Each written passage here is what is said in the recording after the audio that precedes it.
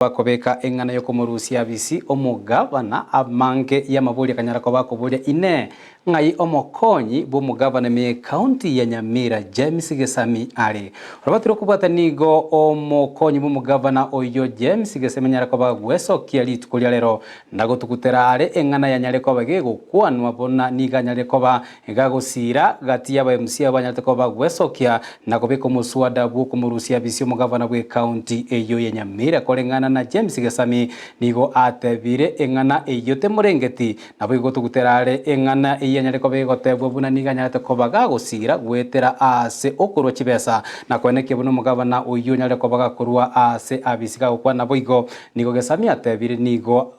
ekerenga kiabo kerenga abanyareko bagoikerania amagendero ucha saba menyi be county ya Nyamira asa atebire obwamate bwaye amono mugabana nigo bole obwamatobia. And wish to deny the allegation that I am colluding with the members of the County Assembly to impeach him. And I would like to state that 28 members of the Assembly signed the impeachment motion on their own evolution. None of them talked to me whatsoever. I also want to deny giving MCA'S any money for impeachment of Governor Nyaribo. I also want to add that there were rumors that my wife had given some money to some MCA'S for the same.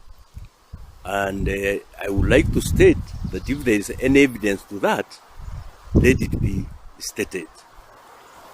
I want to say right from the fore and very many other media that in fact we need to work together to realize or to provide services for the people of Nyamira, which